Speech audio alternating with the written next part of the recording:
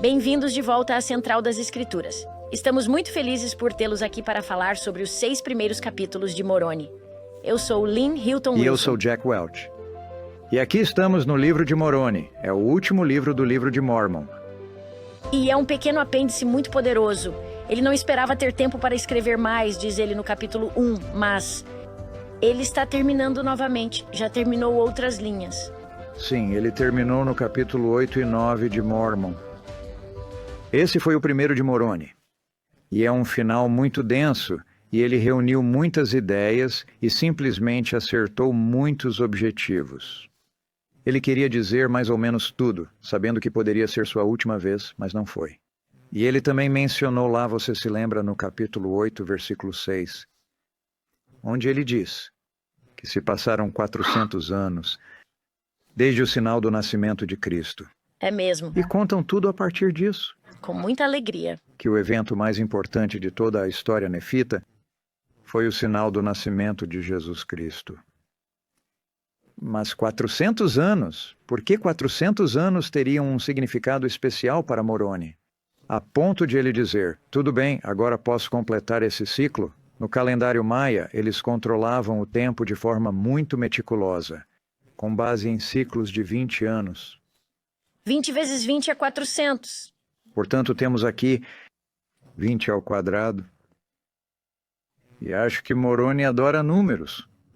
Sim, ele gosta. E você sabe, ele e Mormon, um dos trabalhos de um general é fazer contas. Quantos soldados temos e de quantos precisamos aqui ou ali? Quantos já morreram? Também em termos de coisas espirituais, eles se interessam por números. Por isso temos muitos números e números significativos. 200 também é. Um múltiplo de 50 é nosso ano do jubileu. Bem lembrado. Portanto, nos calendários hebraicos também temos essa bela conexão entre o nascimento do Salvador e os 4 jubileus. Talvez todas essas coisas se juntem para nos ajudar a perceber como Moroni estava motivado para nos dar sua despedida final. Eu vejo o livro de Moroni, não sei se você pensa assim, mas eu o vejo como uma ponte. Sabe? Ele está olhando para trás. É 400 anos desde a época de Cristo. Ele inclui muitos dos ensinamentos de Cristo. Em seguida, ele cobre o período de 40 anos de sua vida, de suas memórias. Pelo menos é o que temos. Então ele olha o futuro. E essa é a parte empolgante desse livro para mim.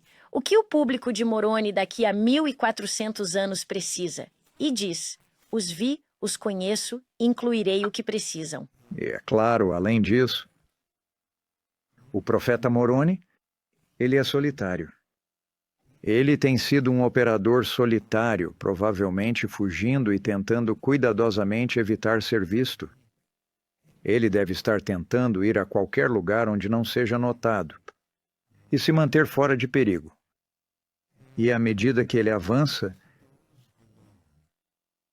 creio que ele esteja contemplando ainda mais do que podemos imaginar o fim não apenas da existência temporal, mas de nossa existência eterna. Deve estar pensando, e celestial nesse caso. E por isso ele menciona com frequência.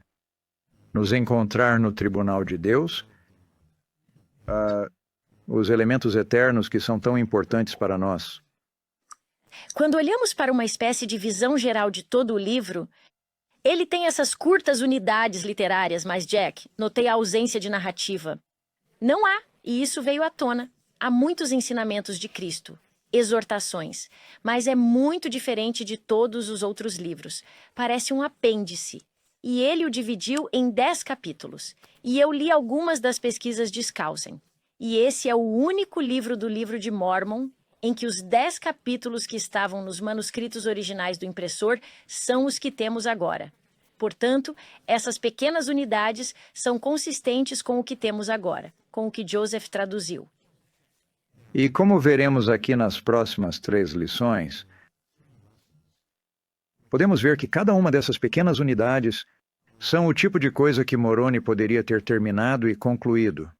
E depois percebido, estou de volta. E agora ele pode nos dar outra coisa. E assim, como você disse, não há uma grande narrativa acontecendo aqui. Mas há princípios eternos que são importantes. Temos ordenanças e administrações e depois temos 2 dos sermões de seu pai. muito conhecidos. E é claro, um dos sermões de seu pai, 2 cartas de seu pai e, por fim, sua bela conclusão. Mas hoje vamos dar uma olhada apenas nos primeiros 6 capítulos. Você mencionou a solidão dele. Para mim, um dos principais temas abrangentes de todo o livro é encontrar a paz nessa época de colapso social e extrema solidão. Atualmente, as pessoas estão falando sobre uma epidemia de solidão, que muitas pessoas estão se sentindo solitárias. E por muitos motivos diferentes. Todos nós. À medida que fazemos a jornada de nossas vidas individuais e seguimos nosso caminho, estamos até certo ponto fazendo isso sozinhos, embora o façamos com outras pessoas. E Moroni reconhece a importância das outras pessoas, tanto na igreja quanto em outros lugares. Ele fala sobre caridade, e não é possível ser caridoso sem outras pessoas. E acho que ele anseia por essas antigas oportunidades que teve. Ele costumava poder impor as mãos sobre a cabeça das pessoas e dar-lhes o dom do Espírito Santo. Ele não pode mais fazer isso, mas ele quer ter certeza de que sabemos como fazer isso. E acho que há muitas lições aqui. Se uma pessoa solitária ler o livro de Moroni com atenção, sinto que ele ajuda a nos tornar mais conscientes da existência eterna, que é maravilhosa, e também do amor de Deus, e também da importância das outras pessoas. Há muita coisa sobre a comunidade, não é? A comunidade religiosa é muito importante. E mesmo que Moroni, acho que o que estamos dizendo aqui é que mesmo que Moroni não a tenha, ele anseia por ela.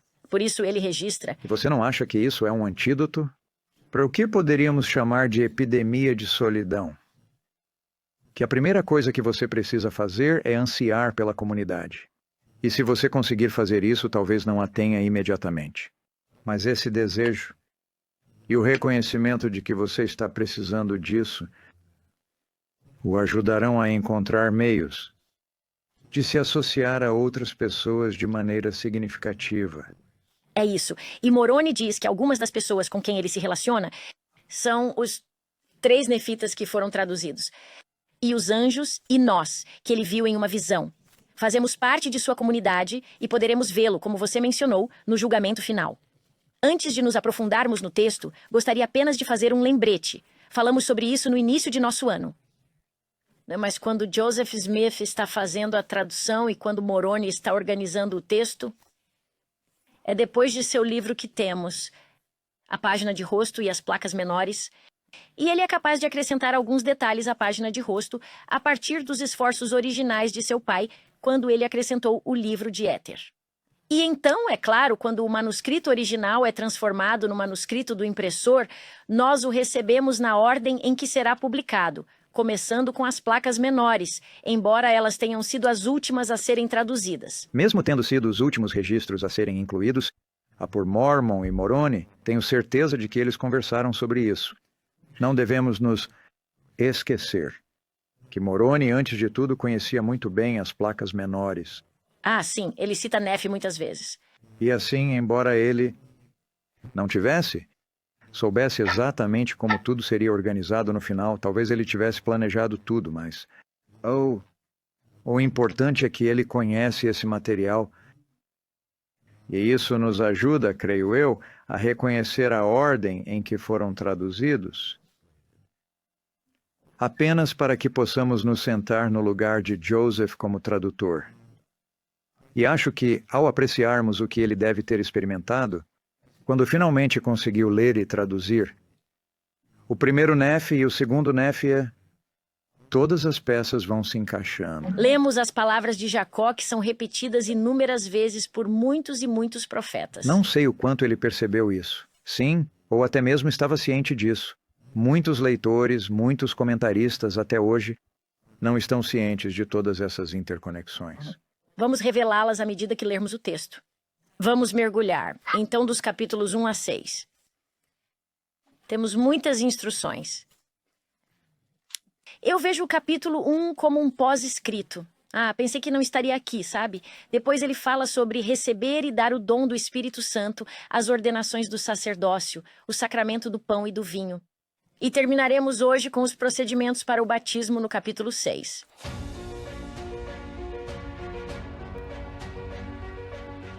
Mas o capítulo 1 começa. Eu, Moroni, após haver terminado o resumo do relato do povo de Jared, que é o nosso livro de Éter, é claro, pensei em não mais escrever. Entretanto, ainda não pereci. E isso é o que você acabou de mencionar sobre a solidão dele. Acho que isso é realmente poderoso. Não sei se você notou isso, Jack. Não vi claramente, mas Don Perry notou que Moroni inclui muitos pequenos dísticos, uma pequena frase de 4 linhas, 2 ideias que se repetem. Aqui está uma nos versículos 2 e 3. E por causa de seu ódio, ele está se referindo aos lamanitas. Matam todos os nefitas que não negam a Cristo. Depois repete, e eu, Moroni, não negarei o Cristo. E volta à primeira ideia. Portanto, ando errante por onde posso, a fim de conservar minha própria vida. Você tinha acabado de mencionar isso, mas eu adoro como ele organiza tudo. Ele repete a mesma estrutura nos versos seguintes, vários pequenos dísticos. Acredito que isso é importante porque ressalta a individualidade de cada autor. E se cada autor é diferente, o tradutor fez um trabalho tão preciso que podemos ver as palavras e os padrões de cada autor, mostrando que o texto é de fato o que diz ser. Portanto, é um texto escrito por um autor que não é o mesmo. Portanto, é um texto escrito por muitos autores diferentes ao longo de milhares de anos. Sim, e no versículo 4 ele nos dá outro desses dísticos. Nem todos os dísticos são invertidos ou quiasmáticos. Às vezes, seus dísticos são ABAB, a pares repetitivos. Portanto, você pode ter paralelismos diretos ou paralelismos antitéticos ou invertidos. Mas, Moroni, você se pergunta por que ele faria isso?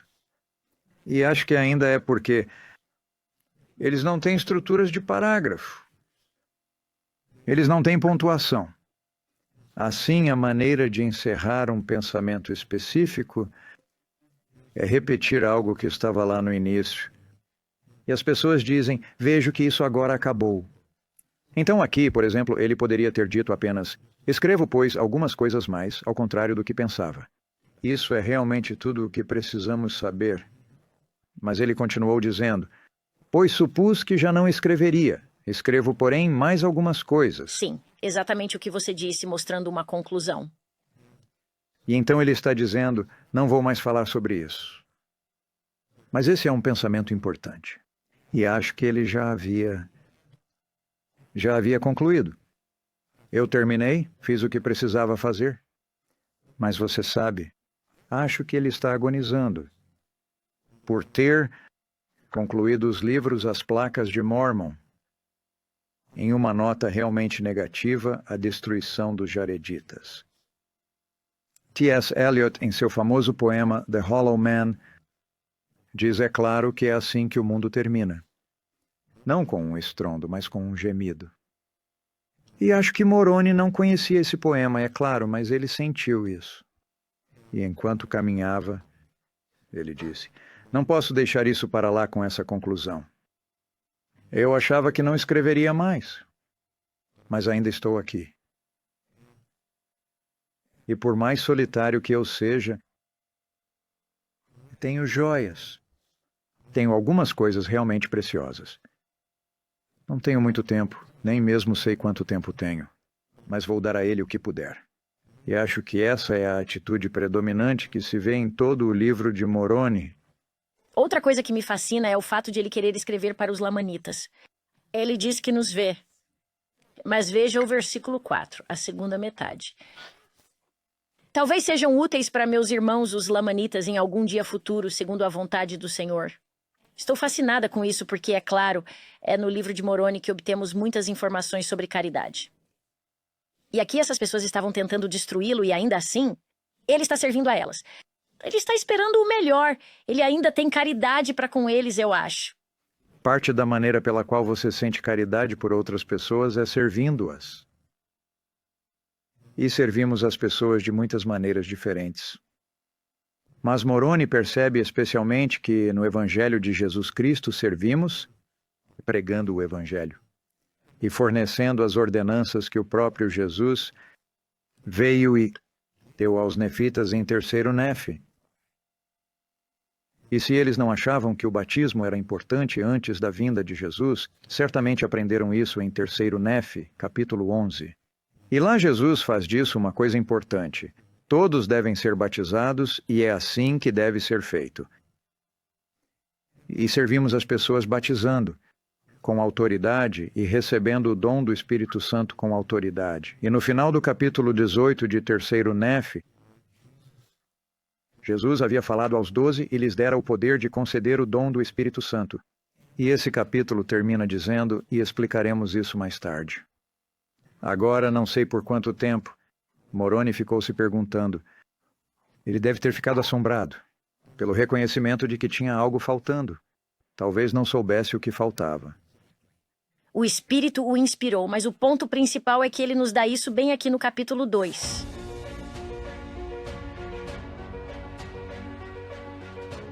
Sabe, em minha própria vida percebo que, às vezes você não sabe exatamente qual é a inspiração ou o problema.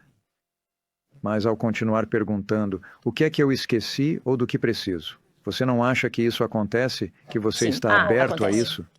Então o Espírito lhe dirá, e você dirá, era isso que eu estava procurando. E imagino que Moroni teve uma dessas experiências de despertar aqui, e então ele começa dizendo, no capítulo 2, como damos a autoridade para conceder o dom do Espírito Santo?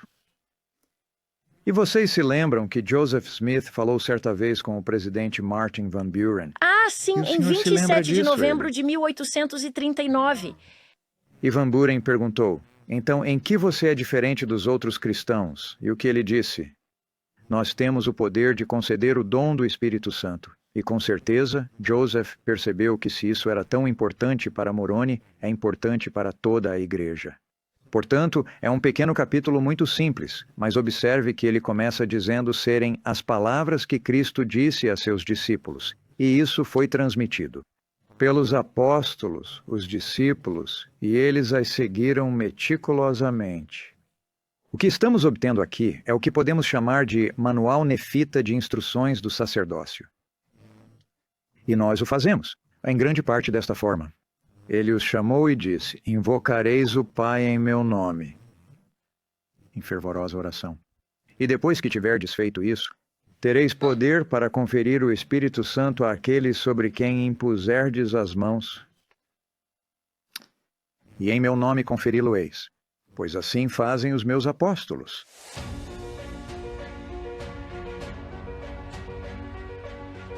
Jack, você notou no capítulo 3 que há nomes diferentes para os 12? Eles são chamados de discípulos, os 12, e mais tarde são chamados de élderes, apóstolos. E a razão pela qual estou fascinada com isso é porque notei que no livro de Mormon, em 3º Nefe, os 12 são frequentemente chamados de discípulos. E em Mateus e Marcos, eles são frequentemente chamados de discípulos. Apenas uma vez eles são chamados de apóstolos nesses dois evangelhos. Mas em Lucas e em 1º Nefe vemos muitas referências a apóstolos. Portanto, novamente é uma escolha diferente de palavras por parte do autor. A maioria das palavras para apóstolos no Novo Testamento está nas epístolas. Sabe quando você volta aos escritos de Paulo e aos escritos até o livro de Apocalipse, Pedro, Paulo e João usam apóstolos na última metade, quando se trata da igreja apostólica. Mas durante o tempo em que Cristo está aqui em 3º Nefe, eles são os discípulos. Esse é um momento único em que Moroni se refere a eles como apóstolos. É uma vez em Éter e uma vez em Mormon, bem como aqui que ele se refere como apóstolos. E pode ter sido isso que aconteceu na experiência nefita. Os apóstolos ou discípulos não eram enviados como missionários, como acontecia no mundo mediterrâneo. A palavra apóstolo, apostelo, é uma palavra grega e significa simplesmente enviado ou enviado para longe, enviado em uma missão. A palavra discípulo é uma palavra latina e está relacionada à palavra disciplina. Quando você é um discípulo, você foi disciplinado, você foi ensinado. Portanto, nos primeiros anos, quando Jesus está com seus discípulos, ele os está ensinando e treinando. E assim, eles são discípulos, porque estão sendo ensinados. Quando ele os envia como apóstolos, Então, como você disse, ela se torna a Igreja Apostólica. Como uma pessoa seria ordenada ao sacerdócio para ter o poder de conceder o dom do Espírito Santo da maneira que acabou de ser descrita.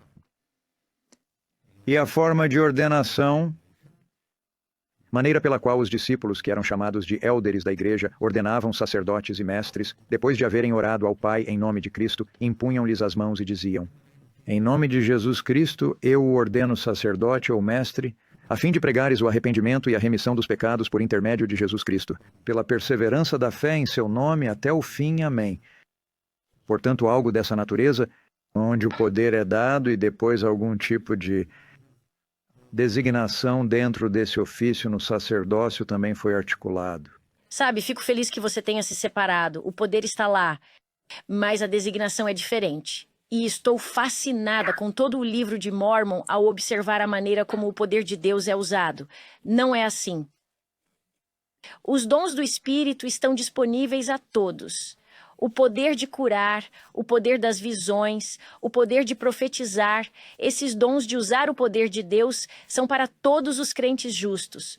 Homens, mulheres, crianças, velhos, jovens. Mas é interessante que as próprias chaves sempre foram.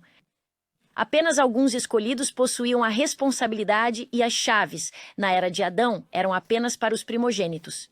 Mais tarde, com Moisés, apenas os descendentes de Arão. No entanto, tudo mudou no Novo Testamento. Cristo teve de restaurar o sacerdócio maior novamente. Mas sempre foi a escolha de Deus quanto a quem ficaria com as chaves. Mas o poder de Deus é para todos. E fiquei fascinada só de olhar para o livro de Mórmon e ver como as mulheres agiram com o poder de Deus. Olho para Abis, a serva convertida dos Lamanitas, que é uma missionária poderosa, faz a obra de Deus e levanta a rainha de um estado de coma. Há muitas histórias como essa de homens, mulheres e crianças que realizam milagres por meio do poder de Deus. Portanto, gosto de olhar para o sacerdócio porque nosso profeta, o presidente Nelson, nos incentivou a perceber que o juramento e o convênio do sacerdócio são tão importantes para as mulheres quanto para os homens. Então, ao ler o livro de Mórmon sobre esses assuntos, aqui Moroni está falando sobre a ordenação e as chaves que são dadas a muito poucas pessoas.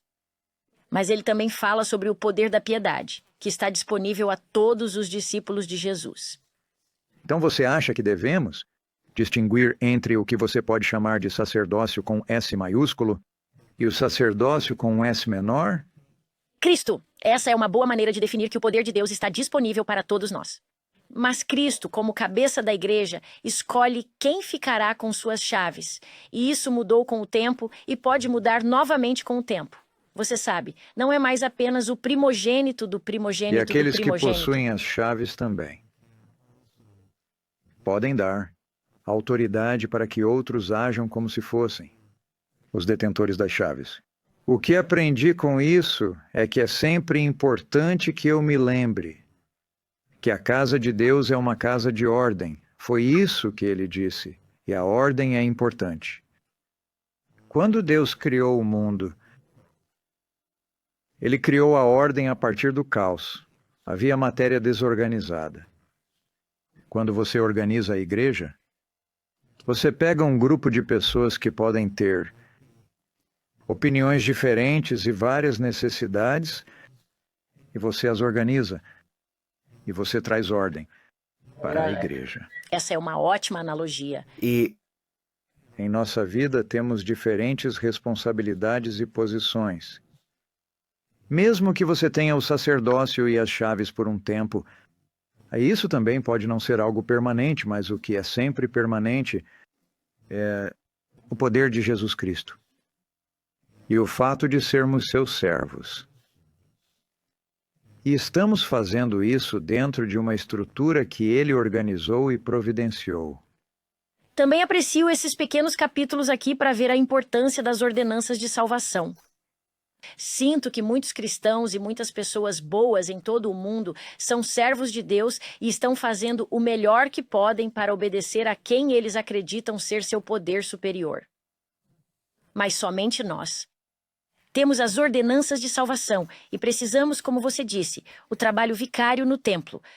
Mas a principal diferença para mim é que o Espírito pode sentir o mesmo por meus bons vizinhos e por mim mesma. Mas as ordenanças de salvação são únicas no reino de Deus. Você acha que o sacramento é uma ordenança de salvação? Todo domingo, quando participamos do sacramento...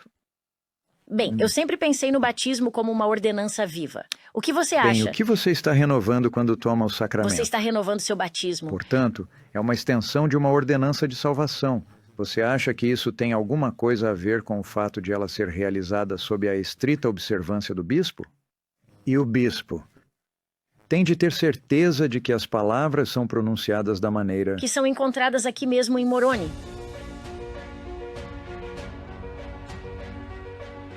E isso nos leva diretamente aos capítulos 4 e 5, onde Moroni nos dá agora as palavras que eles usavam na bênção do sacramento. Primeiro o pão, e depois o vinho ou a água. E assim o capítulo 4 temos aqui a maneira pela qual seus élderes e sacerdotes administravam a carne e o sangue de Cristo à igreja. E as palavras, e até mesmo fala sobre como eles devem fazer isso, e ajoelhavam-se com a igreja. Agora, imagino que em algum momento a igreja inteira pode ter se ajoelhado. Também imagino. Mas isso também pode ser lido como o fato de os sacerdotes se ajoelharem na presença da Está igreja. certo. Sem Que é como exigir, fazemos sim. agora. E oravam ao Pai em nome de Cristo, dizendo: Ó Deus Pai eterno, nós te rogamos em nome de teu Filho, Jesus Cristo, e assim por diante. E assim por diante. Isso é para a bênção sobre o pão. Agora essas palavras, não teremos tempo nesta lição. Para voltar ao capítulo 3 de Nefe e comparar palavra por palavra, como Jesus as usou. Ele não disse: ó Deus Pai eterno, nós te pedimos em nome de teu Filho, porque... É ele quem diz isso. Assim, em terceiro Nefe, ouvimos isso na voz de Jesus em primeira pessoa. Mas tenho certeza de que muito em breve, depois de terceiro Nefe, temos os discípulos administrando o sacramento em terceiro Nefe. Portanto, eles devem ter modificado a oração logo após ela ter sido proferida. E Jesus provavelmente disse: bem, é assim que deve ser dito quando vocês derem a bênção. Portanto, acho que essas palavras vêm diretamente de Cristo. Quando ouvimos essas palavras, ao partilhar e participar da ordenança do sacramento, é como se Jesus estivesse ali abençoando o pão e o vinho. E desta maneira, podemos entender como teria sido estar lá em terceiro Nefe, na adolescência, com ele realmente fazendo essa oração. E quando ouço a oração, muitas vezes, coloco meu próprio nome no lugar do seu. Outra coisa que eu gostaria de mencionar sobre esses belos capítulos sobre o sacramento é a importância que ele tem nas conferências gerais. Apenas olhei atrás. E o presidente Nelson se refere ao capítulo 4 de Moroni e cita partes dele. Em pelo menos 4 discursos de conferência diferentes. E depois, quando olho para todos os relatórios das conferências gerais dos últimos 20 anos, vejo que ele foi citado 25 vezes. Adoro os discursos do Elder Holland, em que ele nos lembra da importância do sacramento e nos pede que o levemos a sério. Somos incentivados a comparecer às reuniões com antecedência e reverência, vestidos adequadamente para participar dessa ordenança sagrada. E ele nos lembra de que todos nós precisamos refletir e orar, porque todos nós fizemos parte dessa necessidade de redenção de nossos pecados. Por que você acha que as autoridades gerais enfatizam tanto isso? O sacramento é mencionado com muita frequência na conferência geral. Acho que isso pode ter a ver com a universalidade do sacramento. Todos os membros desta igreja foram batizados. E renovar esse convênio e manter esse relacionamento de convênio é um privilégio do convênio. E acho que eles sabem que há muitas pessoas que não podem ir ao templo toda semana, ou todo mês, muito menos todo ano. E foi apenas em tempos muito recentes que tivemos templos espalhados pela terra, para que se tornem acessíveis às pessoas. Mas mesmo assim, pode ser uma longa jornada e pode ser difícil ir ao templo. Mas em toda reunião sacramental, você pode renovar seu convênio do batismo. E isso é tão importante quanto renovar o convênio do templo. Agora você realmente não renova seu convênio do templo.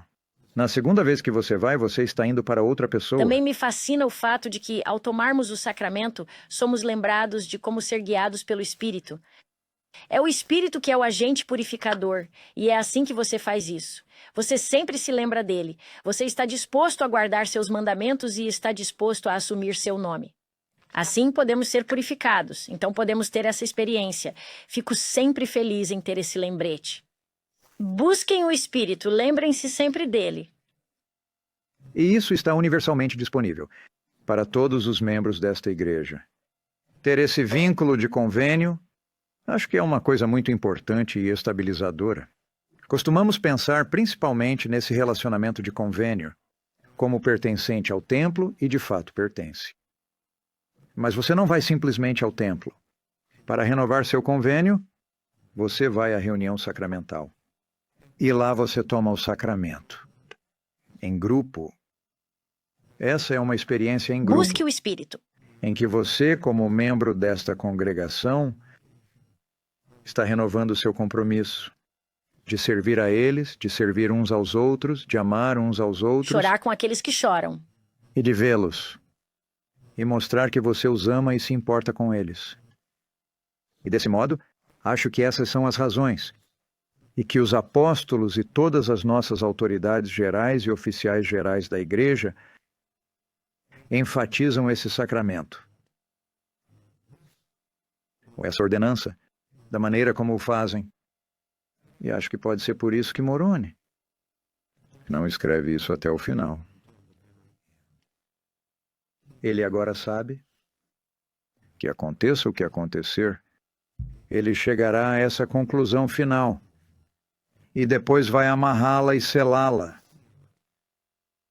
Ele não quer que essas palavras cheguem às mãos de outras pessoas que possam usá-las indevidamente, mas agora ele está escrevendo esse apêndice final ou encerramento ou conclusão.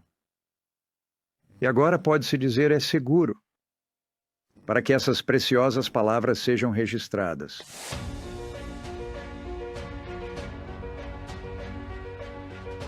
E então chegamos ao capítulo 6, e ele nos dá esses pequenos detalhes maravilhosos sobre o batismo, o antes do batismo e o depois do batismo. E ele usa algumas frases que não estão apenas no livro dos Salmos, mas que vemos repetidas nas placas menores em 2 Nefe e Jacó, e também pelo próprio Salvador, fala sobre a necessidade de ir adiante com um coração quebrantado e um espírito contrito. E não estamos apenas testemunhando para a igreja, mas também para Deus. Penso em um cavalo sendo quebrado. É um cavalo que obedece ao seu dono. E quando estamos contritos, isso não significa que estamos abatidos. Significa que você está disposto a obedecer ao seu mestre. E então você terá um coração que é semelhante ao dele. E acho que é a isso que você está se referindo sobre esse elo do convênio. É vir a Cristo. E é claro, ele nos diz que todos os nomes foram tomados e que nós os serviremos. Mas, novamente, adoro o versículo 4, porque ele fala sobre a purificação do Espírito. Lembram-se de que Joseph Smith disse: você poderia muito bem batizar um saco de areia se não for fazer isso sem o dom do Espírito Santo. Precisamos dessa purificação. Não é a água que está nos purificando, é o Espírito. Vejo o Espírito tomando a expiação de nosso Salvador e aplicando-a em nossa própria vida.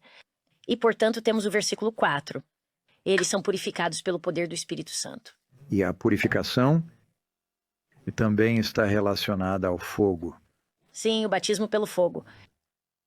E essa é uma maneira pela qual o metal, por exemplo, pode ser purificado. É aquecê-lo e queimar a escória, as impurezas, as outras coisas para purificá-lo. E Moroni sabia disso ao purificar o ouro. E ele é um metalúrgico. Ele pode ter visto uma conexão entre esse batismo pelo fogo e pelo Espírito Santo e seu poder purificador. E às vezes, E às vezes as pessoas não se sentem puras, limpas ou aceitáveis para Deus. Talvez seja porque ainda estejam pensando em coisas antigas e nós nos lembramos. Lembramos dos problemas que enfrentamos. E por quê? Não queremos repeti-los. Portanto, não é que tudo tenha sido esquecido. Mas Deus não se lembra mais deles. E uma vez que eles sejam purificados e que percebamos que, assim como o Espírito Santo nos purificou não apenas no batismo, mas na renovação desse com o sacramento, então estaremos puros diante de nosso Pai Celestial. E é difícil para nós imaginar de alguma forma. Como podemos ser aceitáveis a Ele? Por causa de Jesus Cristo, não é por causa de nós. É porque temos um Redentor perfeito. É por meio de seu sacrifício que somos salvos. Depois continua falando um pouco sobre depois do batismo. Também no versículo 4. E seus nomes eram registrados para que fossem lembrados e nutridos pela boa palavra de Deus. E isso, para mim, é um incentivo para lermos as Escrituras todos os dias. Sejam nutridos. Assim como você precisa de alimento, nós precisamos do alimento das Escrituras e nos manter no caminho certo para vigiar continuamente em oração. Temos o sistema de registro de membros mais abrangente de todas as igrejas que conheço, onde temos todas as ordenanças, todas registradas e tudo disponível. Temos secretários de ala, temos secretários executivos que estão envolvidos na manutenção dos registros. Todas essas ordenanças, se não estiverem registradas, não foram realizadas. Portanto, não é apenas na terra, mas também no céu. E estamos sendo registrados para que possamos ser lembrados. E antes de mais nada, lembrados dentro da ala, para que possamos ir até a lista e lembrar de todos que precisam ser nutridos. Pela boa palavra para mantê-los no caminho certo e continuamente vigilantes, em oração e em outras coisas. E além disso, somos registrados para que sejamos lembrados no céu e pelos anjos lá em cima. Eles não se esquecem de nós. Eles sabem o que estamos fazendo, eles sabem onde estamos. Eu acredito nisso. A ministração dos anjos é uma dádiva para todos os discípulos que estão buscando seguir a Cristo. E se isso não for registrado, talvez isso não possa acontecer dessa forma, sabe? Então isso é muito importante. Agradeço o fato de que no versículo 5 do capítulo 6, a igreja reunia-se frequentemente. O Senhor ordenou isso em 3º Nef, versículo 22, mas ele também nos ordena a jejuar, orar e para falar uns com os outros sobre o bem-estar de suas almas. Para mim, é por isso que nossas reuniões sacramentais são organizadas como são. E, em sequência, ele nos incentiva a partilhar o pão e o vinho em lembrança do Senhor Jesus. Mas no versículo 7, ele diz: e eram muito cuidadosos de que não houvesse iniquidade entre eles. E todos os que eram descobertos praticando iniquidade e eram acusados perante os élderes por 3 testemunhas da igreja, e que não se arrependiam nem confessavam, tinham os nomes apagados. Portanto, quando você fala sobre o registro dos nomes, há também uma ligação com a obediência. Você não é registrado para sempre, uma vez e pronto. O Espírito Santo nos mantém puros e nossos nomes frescos enquanto recebemos e vivemos com ele regularmente. Poder purificador do Salvador regularmente. Mas observe como é difícil ter seu nome apagado. O rei Benjamim falou que o nome poderia ser apagado. Essa é sempre uma possibilidade. Mas aqui são necessárias 3 testemunhas. E nós, até uma vez excomungados, se isso acontecer por meio de um tribunal da igreja, seguindo novamente algumas das provisões desenvolvidas posteriormente, mas que começaram no capítulo 26 de Mosias, onde o rei Mosias deu à alma, o pai, o direito de controlar quem estava na igreja do convênio, excomungando alguns deles. Talvez você se lembre desse capítulo. Aqui ele é ainda mais refinado. E acho que aqui é ainda mais difícil do que era na igreja de Alma. Ser completamente esquecido. Agora é possível ter seu nome removido dos registros da igreja. Especialmente se você estiver querendo. É isso mesmo. Mas embora isso deva ser feito somente depois de uma consideração muito sóbria, e talvez Conversar com pessoas em quem você confia. E, em todo caso, converse com seus líderes do sacerdócio. Vendo-se isso, se isso não pode ser resolvido de alguma forma, reconhecendo que essa cláusula diz que é preciso haver 3 testemunhas contra uma pessoa para que ela possa ser eliminada dos registros da igreja. E ela não deve estar disposta a confessar, nem a se arrepender, nem a mudar. Sabe, uma coisa é ter 3 testemunhas e dizer: sinto muito, deixe-me ter outra chance. Então, isso não vai acontecer. Na maioria dos casos, você receberá o perdão e Essa seguirá regra em das 3 frente. testemunhas. Você está Na me boca de entendendo. 2 ou 3 testemunhas. Exatamente, Lynn. Isso está em Deuteronômio. Porque isso estava falando sobre quem seria então um membro da casa de Israel. Ser um membro da casa de Israel, ser um membro da comunidade do convênio de Deus. Ele quer que você faça parte dessa comunidade. Sam, Ele reconhece que as pessoas podem estar passando por um momento difícil e podem estar querendo jogar a toalha. Mas ele diz: não quero que você faça isso levianamente. E vou criar um sistema que é difícil, para que você faça uma pausa e pense sobre isso, antes de seguir em frente com isso. Poderíamos falar muito mais sobre as autoridades gerais, que sempre analisam arquivos e trabalham com esse sistema. Como igreja, pegamos essa passagem específica no capítulo 6 de Moroni, e muito a sério, e é uma parte maravilhosa da igreja, que a Igreja de Jesus Cristo dos Santos dos Últimos Dias não é apenas uma organização voluntária a qual você escolhe pertencer ou não, porque ela tem relacionamentos e consequências importantes. E envolvimento com outras pessoas. ele nos dá grande esperança no versículo 8. Eu amo esse versículo. Sempre, porém, que se arrependiam e pediam perdão com verdadeiro intento, eram perdoados. Isso é muito encorajador. Percebi que essa ideia só está no livro de Mórmon. Não sabia que não estava nas outras escrituras, mas amei. Onde mais aparece a verdadeira intenção. Em 2 Nef, versículo 31, quando ele estava com as últimas palavras de Nef, e ele diz isso lá também. E 18 outras vezes. Onde Moroni, no capítulo 10 de Moroni, diz: se você perguntar a Deus, o Pai Eterno, em nome de Jesus Cristo, se essas coisas não são verdadeiras, você pergunta com real intenção. E essa frase também está lá. Sim, ela é mencionada nos Então, capítulos 6, qual é a 7 diferença e 10. entre intenção real e falsa intenção? Acho uma hipocrisia. O que você acha? Bem, acho que a intenção real significa que não estou apenas curioso sobre isso, mas que estou comprometido.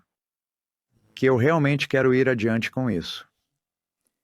E mesmo ao pedir para que o Espírito Santo lhe diga que o livro de Mórmon é verdadeiro, você pede com real intenção, sabendo que se lhe for dito que é verdadeiro, agora você está em um nível mais alto de responsabilidade.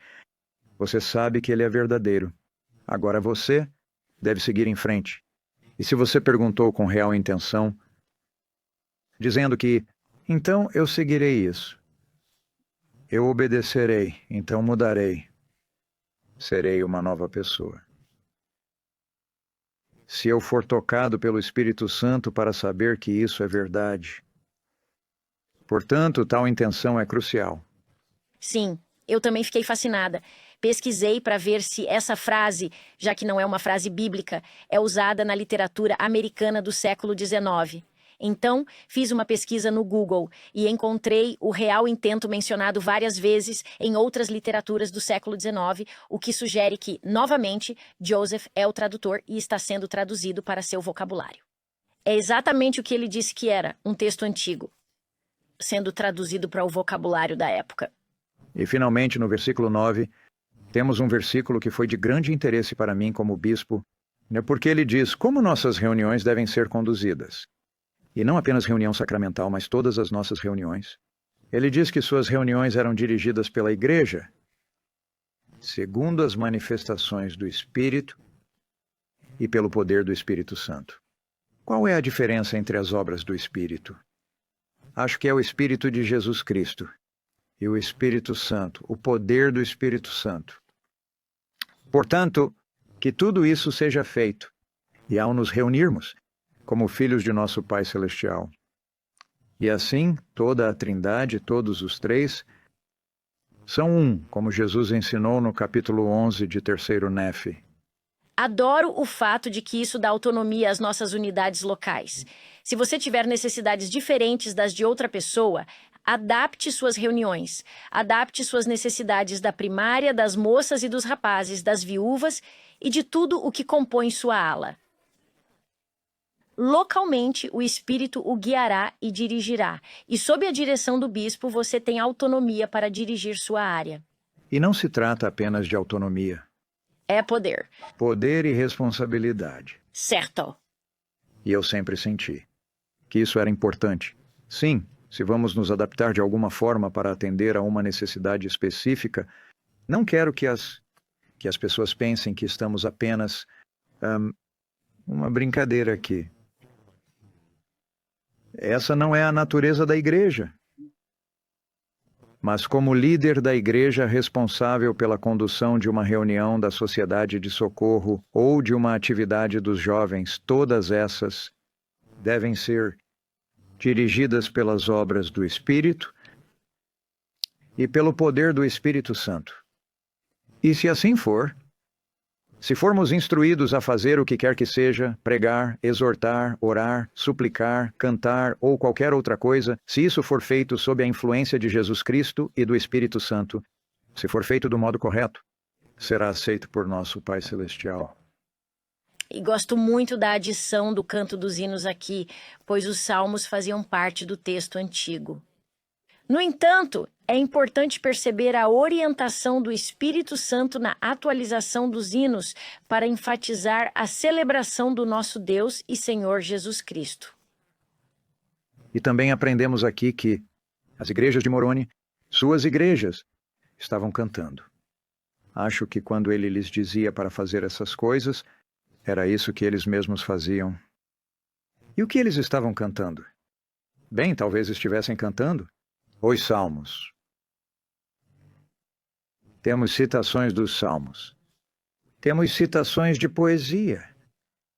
Portanto, além de, como Isaías, muitas das passagens de Isaías e muitos dos Salmos que vemos espalhados pelo livro de Mórmon, de fato têm uma cadência, uma métrica, um ritmo, que era então vocalizado quando as pessoas liam, recitavam e entoavam essas canções. Portanto, a música era uma parte importante de sua adoração. E como você sugere, eles provavelmente pegavam as palavras que Jesus havia dito e queriam se lembrar dessas palavras. E muitas das palavras de Jesus se prestam a para frases em nossos próprios hinos. Você pode consultar nosso inário e buscar escrituras contendo palavras e frases diretamente ensinadas por Jesus. Estão lá no inário. E acho que foi a mesma coisa. Quando você canta louvores, você está vocalizando. E com sua respiração, e sua respiração em grego, a palavra para respiração é espírito. Então você está espiritualizando, está vocalizando, e essa é uma atividade que então nos permite compartilhar nossas convicções espirituais. E como um grupo, não há nada como cantar em um grupo com intenção espiritual, para realmente unificar o coro e a congregação. Portanto, você tem razão. É importante que o canto seja mencionado aqui. Não acho que tenha sido a última coisa porque era a menos importante. Muitas vezes o último é o primeiro. E o canto é o mais geral. E quando você pensa em gritar Hosana, cantar Hosana, isso é uma parte dos hinos. Espero que sua adoração esta semana seja mais cheia do Espírito. É por causa desses maravilhosos capítulos de Moroni 1 a 6. Espero que seu sacramento seja mais significativo E espero que esses versículos tenham ajudado você a se aproximar de Cristo. Jack e eu testificamos que Jesus é o Salvador do mundo e que Ele tornou possível voltarmos a Ele, sentirmos seu Espírito e sermos guiados por Ele, nos tornarmos santos, por meio de sua influência. E testificamos essas coisas em nome de Jesus Cristo. Amém.